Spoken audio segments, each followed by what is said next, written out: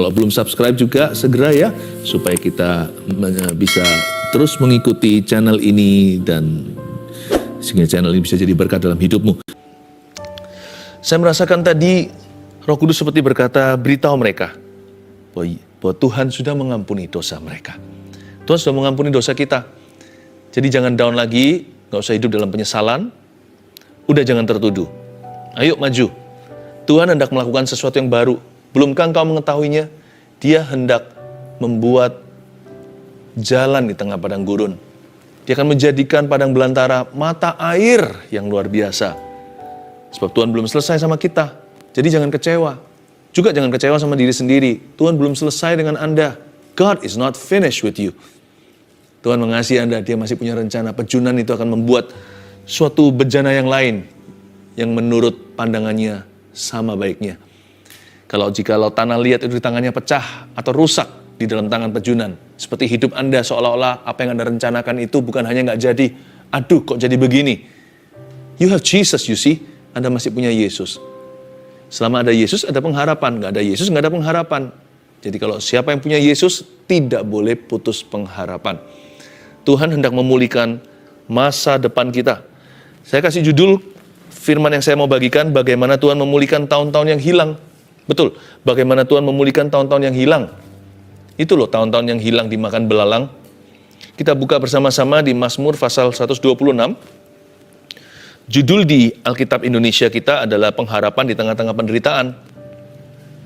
Ya, topik hari ini bagaimana Tuhan memulihkan tahun-tahun yang hilang. Pernah merasa nggak? Seolah-olah kita kehabisan waktu. Aku ini nggak muda lagi, tapi bisnisku jatuh. Mana bisa mulai dari awal lagi, sekarang kelilit hutang. Bisa-bisa 7 tahun ke depan kerja sama Laban. Seperti Yakub itu. Seolah-olah kerja sia-sia. Kerja ditipu. Kerja nggak ada hasilnya. Digonta-ganti.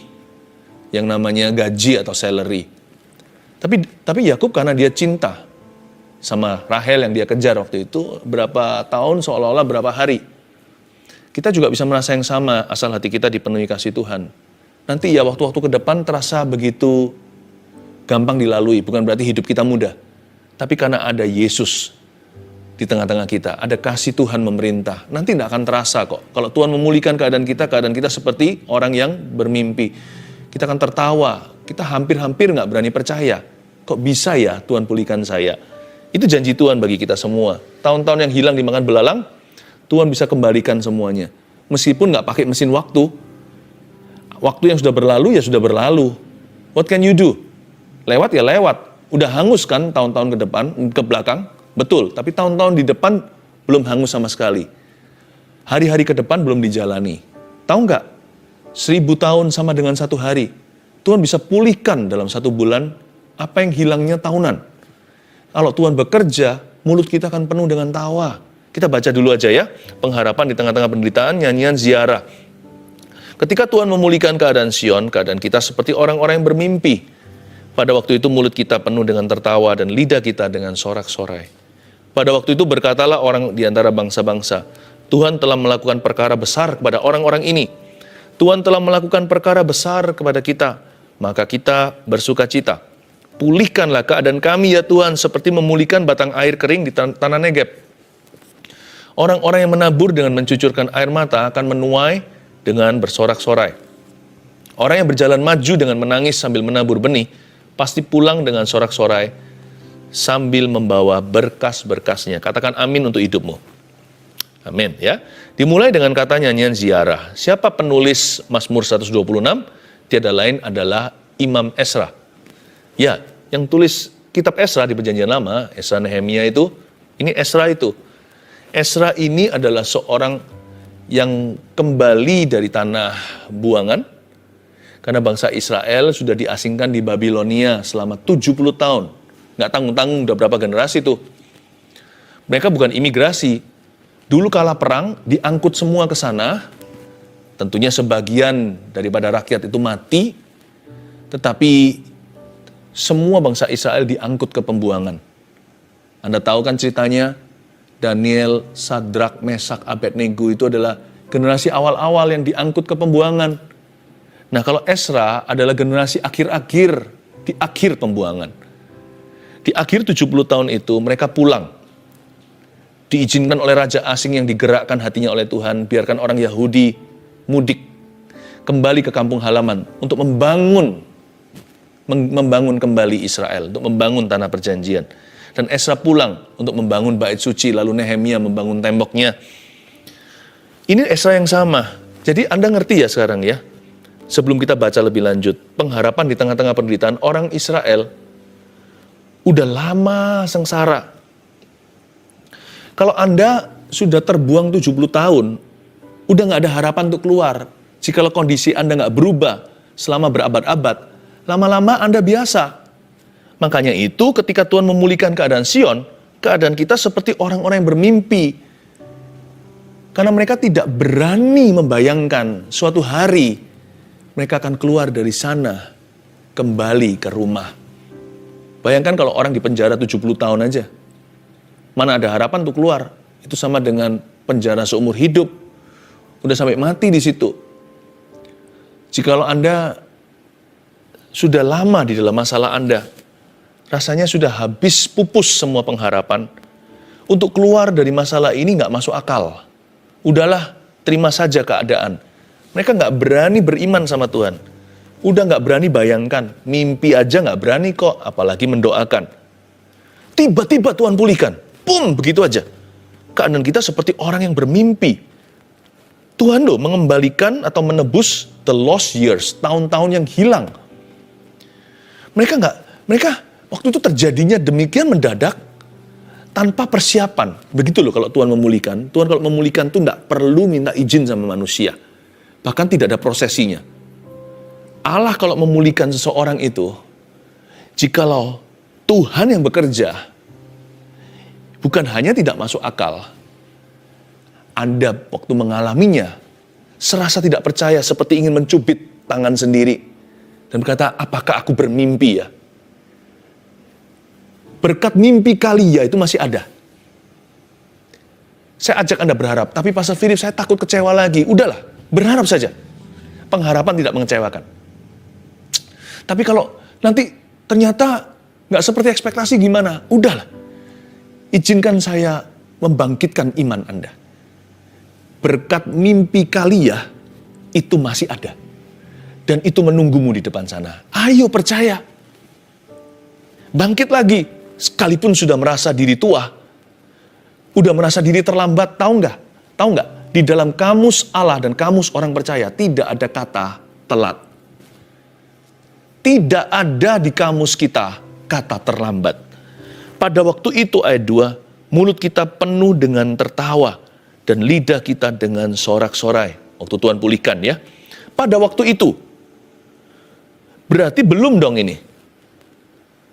Pada waktu itu kan belum terjadi. Pada waktu itu berkatalah orang di antara bangsa-bangsa, Tuhan telah melakukan perkara besar kepada orang-orang ini. Tuhan telah melakukan perkara besar kepada kita, maka kita bersukacita. Berarti ini belum terjadi. Ini masih berupa nubuatan. Seperti sekarang Anda mendengarkan pesan saya ini berupa nubuatan. Anda boleh percaya, boleh tidak. Tapi berbahagialah mereka yang percaya, mereka akan melihat kemuliaan Allah. Ini ditulis oleh Esra di penghujung pembuangan waktu dia mulai pulang ke kampung halaman. Jadi belum melihat wujud bait suci yang udah runtuh itu, mereka mau bangun yang baru. Belum kejadian, nanti kan kita lihat juga pada masa-masa itu ada Nabi Hagai, Sakaria. Belum terjadi, belum kelihatan mata. Jadi masih di dalam posisi transisi. Ada yang percaya, ada yang enggak. Ada yang mau mudik pulang ke kampung halaman untuk membangun bait suci sesuai dengan perintah dan dorongan Roh Kudus. Ada yang berkata, enggak lah nanti kecewa lagi. Anda dan saya berada di transisi juga. Memilihlah untuk percaya. Jangan bimbang hati. Ayat 2 dan 3 ini luar biasa indahnya. Saya kagum dengan kelompok Esra dan kawanannya. Saya kagum dengan orang-orang Israel yang hari-hari itu memilih untuk percaya. Pada waktu itu, mereka menunjuk ke suatu hari nanti. Pada waktu itu mulut kita akan penuh dengan tertawa. Lidah kita dengan sorak-sorai. Mereka mulai berimajinasi. Waktu itu ya nanti ya. Waktu itu aku akan tertawa. Lidahku akan penuh dengan sorak-sorai. Ini yang disebut iman. Siapa bilang iman itu nggak melihat? Iman itu memang tidak melihat dengan jasmani kita. Tapi iman itu melihat dengan mata rohani kita. Kita dengar dulu Tuhan bilang begini, 70 tahun berakhir, aku akan memulihkanmu. Aku akan menyembuhkan negeri. 70 tahun akhir jatuh tempo, mereka percaya dulu sebelum melihat sesuatu. Mereka berkata, lihat ya sebentar lagi, ini tahun ke-69. Waktu itu mulut kita akan penuh dengan tertawa, lidah kita dengan sorak-sorai. Ini adalah bayangan. Dia bayangkan waktu itu dia penuh dengan tertawa. Dia mulai bermimpi nanti lidahnya akan bersorak-sorai. Ini iman. Pakai mata rohanimu untuk membayangkan ketika pemulihan terjadi. Tapi Pastor Philip, saya nggak berani membayangkan, takut kecewa. Kalahkan rasa kecewamu dengan iman. Pada waktu itu, mulut kita akan penuh dengan tawa. Lalu, tiba-tiba, Esra di sini menjadi reporternya. Pada waktu itu berkatalah orang di antara bangsa-bangsa, Tuhan telah melakukan perkara besar kepada orang-orang ini. Orang-orang ini kan dirinya sendiri dengan teman-temannya. Dia berkata gitu, waktu itu ya nanti ya, bangsa-bangsa akan rasan-rasan. Mereka akan bilang begini, lihat itu orang. Lihat mereka, bangsa Israel ini dan Esra. Tuhan telah melakukan perkara besar kepada orang-orang ini. Wow, kreatif sekali imajinasinya. Dia sudah bisa bayangkan nanti orang lain ngomong apa ketika Tuhan pulihkan. Mungkin hari ini Anda membayangkan Anda suatu hari akan bersaksi sama teman-teman. Gimana Tuhan membantu Anda keluar hutang. Padahal sekarang masih dililit di dalam hutang seperti seolah-olah dililit ular. Mungkin Anda nanti akan berkata, nanti waktu aku sehat, aku akan melayani Tuhan seperti ini. Aku akan bisa lari ke sana, lari ke sini, berbuat baik kepada banyak orang. Nggak usah janji palsu ya, jangan doanya begini, Tuhan kalau Engkau sembuhkan aku, jangan bernasarlah. Humble aja minta sama Tuhan, nggak usah iming-imingan. Nggak usah berkata gini, nggak usah ngomong begini, Tuhan kalau aku sembuh nanti aku akan memberi ini. Kalau nanti Tuhan berkati, aku akan memberi itu. Aku akan melayanimu begini, aku akan melayanimu begitu.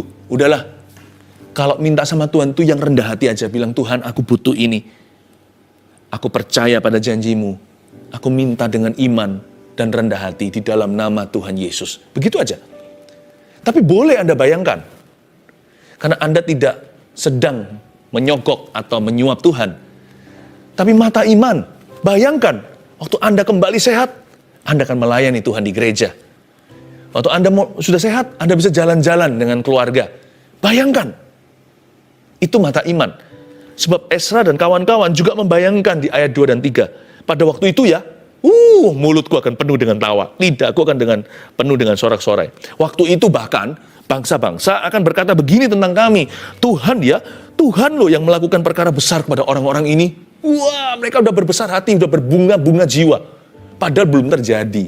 Mereka barusan saja hengkang kaki dari Babilonia hendak menuju ke tanah perjanjian. Iman harus mendahului manifestasi.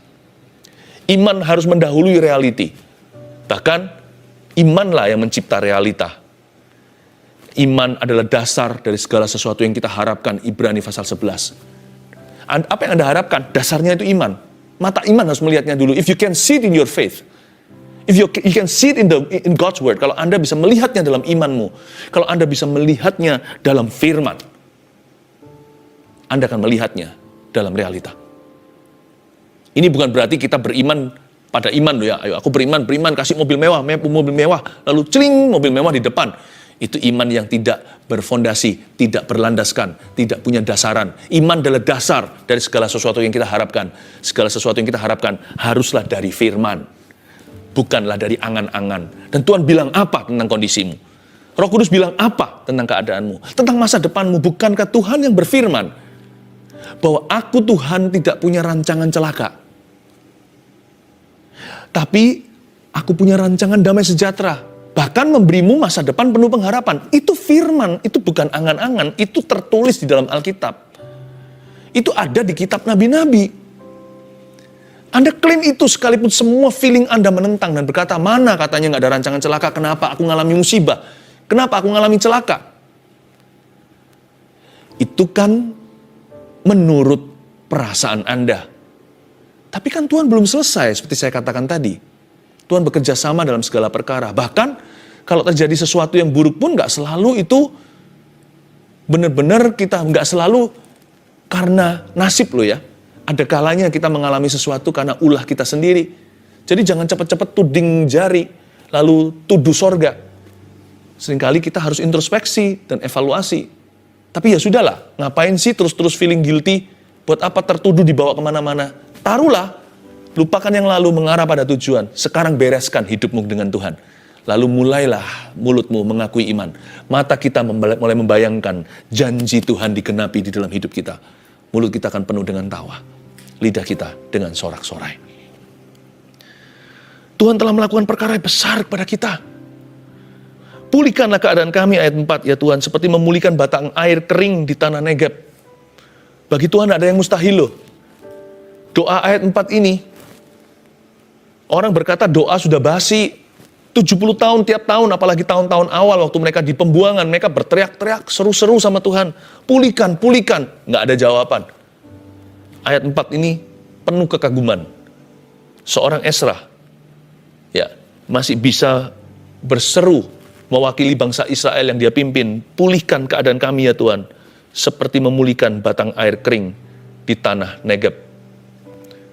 Mana bisa memulihkan batang air yang sudah kering di padang belantara, di padang pasir, di tempat yang gersang. Ini berarti ayat 4, Ezra meminta mujizat.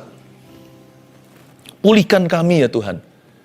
Dia nggak merasa bahwa doa seperti ini kadaluarsa. Pernahkah Anda berkata begini, Pastor Philip, percuma, saya sudah doa berkali-kali, nggak dijawab. Itu berarti itu adalah kalimat orang yang sudah menyerah. Belajar dari Ezra. Sekalipun sudah 70 tahun, ayat 4 tetap didengungkan. Tuhan, beri kami mujizat, pulihkan keadaan kami Tuhan. Seperti memulihkan batang air kering di tanah Negeb. Korek api. Korek api kalau masih nyala, sudah mulai kena angin sedikit, belum sampai mati, tapi udah mengecil, cepat-cepat digini kan, ditutupin supaya nggak dihembusi angin lagi. Atau seperti kalau kita bakar sesuatu dengan arang, sate contohnya. Lalu arangnya mau mati, cepat-cepat diginiin, dikipas-kipas supaya dia nyala lagi. Kenapa? Kalau mati susah nyala. Korek api yang sudah bekas, dinyalakan lagi nggak bisa.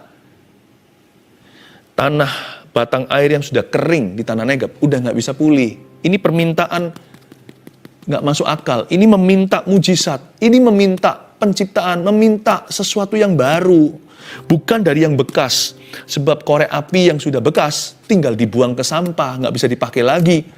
Tapi kalau seseorang minta, Tuhan beri kami api pada korek yang bekas ini, itu lebih susah daripada minta korek api yang baru. Dia minta mujizat di tempatnya, tapi mujizat penciptaan, karena tidak mungkin bisa dipulihkan keadaan. Korek yang sudah dipakai tidak bisa nyala lagi, mending minta aja yang baru. Tapi saya nggak mau, saya bersikukuh.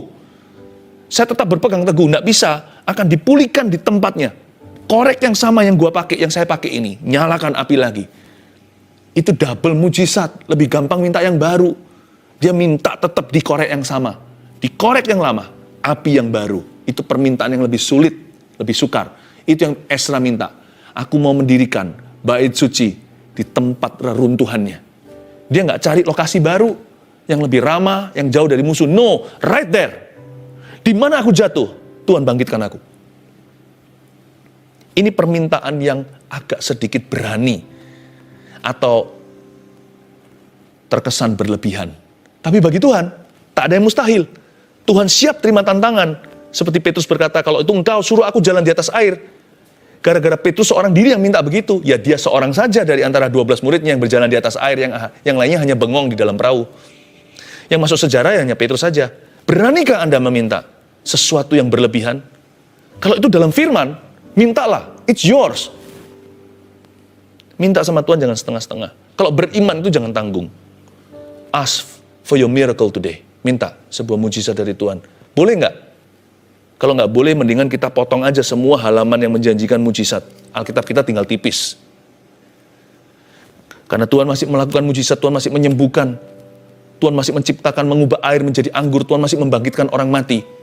Alkitab kita setebel ini. Kalau nggak, kitab Injil aja. Setengah aja nggak ada, tinggal 1/4 juga nggak ada. Kalau kita potong semua yang berbau mujizat. Ask God. He wants you to experience Him. Tuhan ingin Anda mengalami Dia. Orang-orang yang menabur dengan mencucurkan air mata akan menuai dengan bersorak-sorai, ayat 5. Orang yang berjalan maju dengan menangis sambil menabur benih pasti pulang dengan sorak-sorai sambil membawa berkas-berkasnya. Hati-hati ya, orang ini yang dimaksudkan oleh Esra menabur dengan mencucurkan air mata. Perbedaan antara mencucurkan air mata saja dengan menabur dengan mencucurkan air mata itu bedanya di sini. Sama-sama nangis sih, sama kesamaannya. Tapi bedanya di motivasi dan tujuan. Kalau menangis saja semua orang bisa. Kalau dia dalam keadaan susah, ya pasti mencucurkan air mata. Cowok aja bisa cengeng kalau sudah mengalami suatu problema di luar kemampuannya. Kalau dia sudah betul-betul terhimpit. Tapi ini bukan air mata biasa atau air mata buaya. Ini adalah air mata yang menaburi firman. Jangan menangis karena mengeluh semata-mata. Mengeluhlah boleh. Tapi jangan menangis hanya karena itu. Jangan menangis karena mengasihani diri sendiri. Itu useless, percuma, tiada gunanya. Kalau Anda merasa susah, menangislah. Bahkan ada firman di Yakobus, orang lain suruh menangis dengan Anda, menangislah dengan orang yang menangis. Tapi jangan menangis saja, tapi menaburlah dengan mencucurkan air mata. Kalau kita menangis karena kita susah, menangislah untuk klaim firman Allah. Dalam kesusahan Anda sekalipun. Menangis yang merupakan taburan adalah menangis karena firman. Menangis dengan iman. Aku susah Tuhan, tapi aku tahu, aku percaya Tuhanku ada. Kau gunung batuku. Aku percaya kau pasti akan memberikan kepada hambamu ini kemenangan. Sekalipun menangis. Aku sakit Tuhan, tapi aku percaya engkau akan menyembuhkan aku. Keluargaku Tuhan mengalami problema rumah tangga yang serius sekali. Tuhan kok jadi begini? Aduh Tuhan. Jangan aduh berhenti di situ. Jangan aminkan segera. Setelah kata aduh jangan langsung amin. Setelah itu iman. Tapi aku tahu Tuhan berjanji di Kisah Para Rasul 16:31. Barang siapa percaya kepada Kristus, seluruh isi rumah tangganya diselamatkan. Bukan hanya mereka bisa dilahirkan baru, tapi kalau mereka sudah Kristen semua, keluarga ini pun bisa diselamatkan. Pernikahan papa mamaku pun bisa diselamatkan. Pernikahan kami pun bisa diselamatkan. Tuhan, aku percaya kau akan menyelamatkan anakku. Nangislah. Tapi taburlah. Jangan hanya mencucurkan air mata. Itu perbedaannya. Demikianlah perbedaannya ditabur dengan dikubur kan. Kalau dikubur ya di dalam tanah. Ditabur juga di dalam tanah. Tapi bedanya di sini. Yang satu dikubur, udah bye-bye. Yang satu ditabur, disirami sama petani. Dikasih bibit unggul di situ. Lalu tumbuhlah pohon-pohonan dan tanam-tanaman. Jangan kuburkan air matamu sia-sia.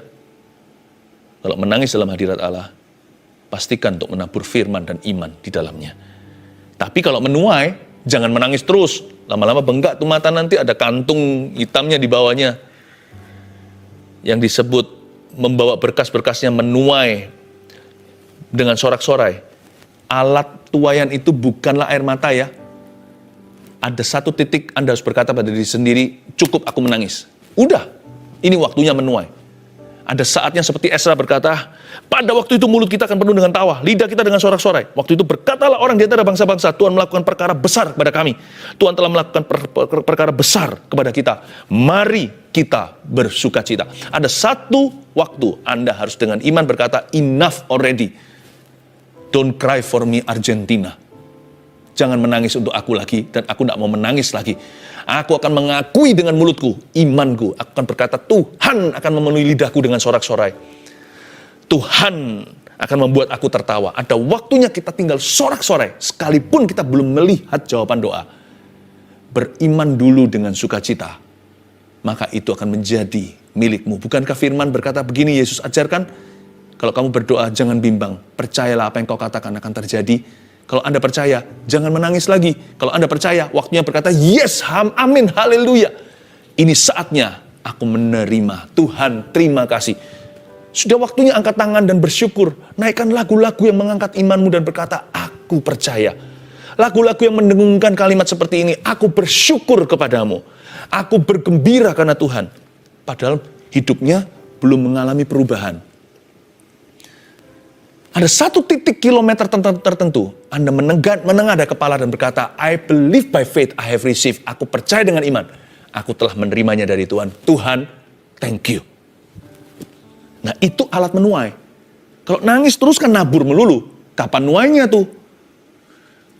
Ada waktu nabur, kata pengkhotbah, ada waktu nuai. Semua indah pada waktunya. Ketahui masa Tuhan dalam hidupmu. Pahami waktu ilahi di dalam hidup Anda. Waktu Anda menabur, itu menangis. Waktu Anda menuai, itu sorak-sorai. Itulah sebabnya orang yang sedih melulu tidak akan pernah menuai apa-apa. Ya, saya dorong Anda untuk sengaja bersuka cita dalam Tuhan. Cari-cari alasan untuk bergembira karenanya. Saya kasih 3 poin sederhana ya, supaya Anda dapat rangkuman bagaimana Tuhan memulihkan tahun-tahun yang hilang. Nomor 1, dengan memperdalam hubungan kita dengannya. Tahun-tahun di belakang mungkin ada hal-hal yang Anda sesalkan. Hal-hal yang membuat Anda susah hari ini. Tapi jangan menyesal. Selain menyesali dosamu sendiri, jangan menyesali terlalu berlebih. Mengapa? Karena lihat positifnya. Semua masa-masa sulit dalam hidupmu di masa lalu, yang membuat tahun-tahunmu di belakang itu serasa seperti lenyap, menguap, dan dicuri sama belalang setan. Satu hal yang muncul dari masa sukar itu. Apa itu? Kita hari ini jadi cari Tuhan. Betul nggak? Jadi mendekat sama Tuhan. Kita jadi lebih bergantung sama Roh Kudus. Lebih ingin kenal Kristus. Jadi caranya Tuhan memulihkan tahun-tahun yang hilang, bukan tahun ganti tahun, apple to apple. Enggak. Tuhan gantikan dengan Anda hari ini punya hubungan yang dekat dengan Tuhan. Tuhan gantikan dengan sesuatu yang tidak bisa diambil dan dicuri lagi dari dirimu.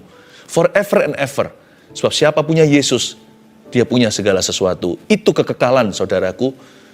Sebelum ada kalimat, segala sesuatu indah pada waktunya, Tuhan memberi kekekalan dalam hati manusia. Ini dia. Oh Tuhan, semua tahun-tahun belakang itu mengajari aku sesuatu. Mengajari aku untuk mencari wajah-Mu. Lihat aku hari ini. Hubunganku dengan Tuhan sudah tidak dangkal lagi. Aku berniat memperdalam hubunganku dengannya. Dengan memperdalam hubungan kita dengannya, seolah-olah Tuhan sudah gantikan masa-masa hilang itu di belakang. Karena Anda punya yang lebih berharga. Tuhan bilang begini sama Marta, Maria memilih yang lebih precious, yang tidak akan diambil dari dia. Itu hubungan dengan Tuhan.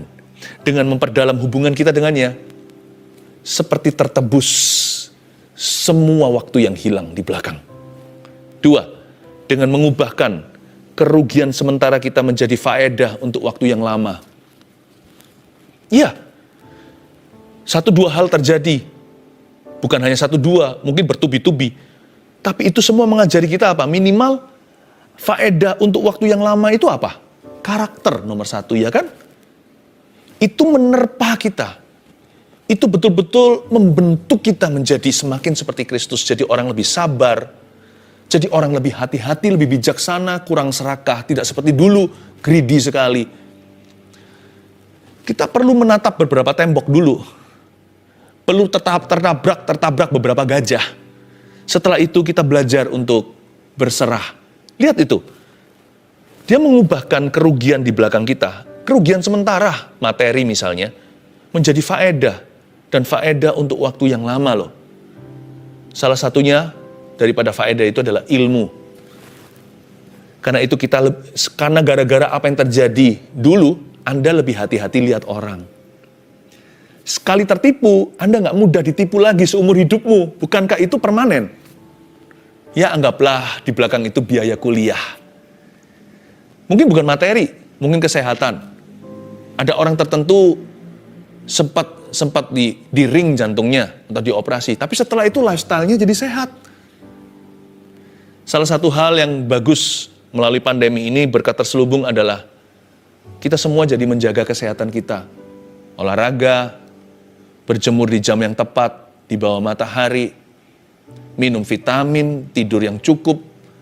Gara-gara pandemi, berapa banyak orang akan hidup lebih lama karena menjaga lifestyle-nya, gaya hidupnya. Memang betul ada banyak orang yang meninggal karenanya. Untuk itu hati kita selalu akan berkabung dan bersedih. Selalu merasa kehilangan orang-orang yang kita kenal. yang di dalam pandemi ini Tuhan panggil pulang ke rumah Bapa. Tapi berapa banyak orang kan hidup lebih lama. Lihat juga bright side-nya, jangan hanya lihat sisi gelapnya, lihat sisi terangnya. Ada banyak faedah yang kita bisa petik dari waktu-waktu susah. Itu seolah-olah ada trading gitu, ada seperti nilai tukarnya. Seperti $1 sama dengan berapa rupiah. Semua yang terjadi di belakangku membuatku menyadari, Kau selalu sertaku. Memberiku karakter hari ini, dan memberi aku ilmu. Memberi aku pengetahuan, pengalaman, dan hikmat yang tidak ada dua. Tiada dua nilainya. Yang terakhir, Tuhan bisa memulihkan tahun-tahun yang hilang dengan melipat gandakan buah kita di tahun-tahun yang akan datang. Itu dia. Tuhan bisa nggak, sanggup nggak? Apa yang hancur 7 tahun dalam hidupmu dikembalikan 7 hari? Kalau Tuhan urapi bisa. Bisa nggak Tuhan kembalikan apa yang hancur 10 tahun belakang ini? Apa yang dicuri iblis dikembalikan dalam waktu 10 bulan? Ikut Tuhan. Belum selesai momentum Tuhan Yesus di dalam hidupmu. He will create a new momentum. Akan terjadi akselerasi, akan terjadi percepatan Allah. Dan Tuhan akan melipat gandakan buah kita di tahun-tahun yang akan datang. Sehingga ketika kita menoleh ke belakang, kerugianku tidak seberapa karena tuaian yang Tuhan sediakan. 1, 2, 3, cara Tuhan memulihkan tahun-tahun yang hilang, bagaimana? Dengan memperdalam hubungan kita dengannya. 2, dengan mengubahkan kerugian sementara kita menjadi faedah untuk waktu yang lama. 3, dengan melipat gandakan buah kita di tahun-tahun yang akan datang. Mari kita percaya. Ulurkan tangan ke depan, saya akan merasakan beban Anda. Waktu kita kontak iman lewat permohonan doa ini, biar Tuhan menunjukkan hikmat marifat, tapi Tuhan akan menilik setiap individu yang berseru. Melebihi daripada yang dapat dinubuatkan, karena batas waktu, Tuhan tidak terbatas oleh waktu dan tempat. Tuhan menjamahmu. Terima kasih Tuhan. Ada seorang yang bisnisnya akan disita. Itu yang saya dengar. Bisnisnya disita. Seolah-olah jatuh, namun Tuhan berkata, kau tak akan tergeletak kalau berharap kepadaku. Jangan pahit, jangan kecewa, kata Roh Kudus. Kau akan bangkit kembali. Hari-hari ke depan, Tuhan akan memultiplikasi tuaianmu. 3 tahun pertama, Anda masih akan terpongah-pongah. Tapi setelah itu nanti, Anda akan kesaksian. Tuhan mengembalikan melebihi sebelumnya. Hari ini seolah-olah Anda kehilangan segalanya. Tapi sebenarnya tidak. Modal kerja yang Tuhan pernah beri di masa mudamu itu tetap di situ. Dengan itu, dari tunggul yang sama akan tumbuh pohon yang lebih besar, lebih kokoh, lebih berbuah. Dan ini berbicara ke segala arah, bukan hanya ke satu orang tersebut, tapi orang yang lain juga akan mendompleng imannya. Banyak orang yang hari-hari ini kehilangan sesuatu, kekurangan sesuatu. Tapi Tuhan akan kembalikan, percayalah. Bangkitlah. Saya dengar suara Roh Kudus berkata, bangkitlah, bangkit, bangkit, bangkit, bangkit. Tidak ada kata terlambat. Tidak ada yang namanya telat bagi orang yang percaya. Hidupku ditentukan oleh perkataanmu Tuhan. Biar kami memilih di hati, mau percaya pada perasaan sendiri, atau percaya pada firman iman. Terima kasih Roh Kudus. Tuhan jamah setiap yang sakit. Ada satu orang yang lagi diare dan demam keduanya, Anda akan kembali kerja besok. Sudah nggak perlu cuti lagi. You're healed today. Kau disembuhkan. Diaremu berhenti ketika saya mengucapkan ini. Dan demammu pergi, suhu tubuhmu normal kembali. Go back to work. Tuhan sudah menyembuhkan Anda. Terima kasih Tuhan.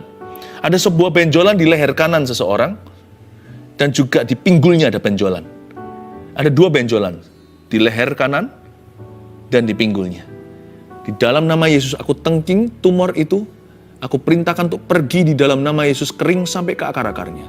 Bapa, terima kasih Engkau mencabut tanaman yang bukan dari Tuhan. Yang tidak kau tanam, tercabut sampai oyotnya. Terima kasih Bapa Sorgawi, in Jesus name, dalam nama Yesus. Haleluya, letakkan tanganmu. Sekarang mari kita angkat tangan dulu untuk menerima berkat dari Allah Bapa, kasih karunia dari Tuhan Yesus, pengurapan dari Roh Kudus menyertai umat Tuhan, dan Tuhan memperdalam hubungan keluarga besar Saat Teduh bersama dengan Yesus Kristus, mulai sekarang sampai selamanya. Dalam nama Yesus, amin.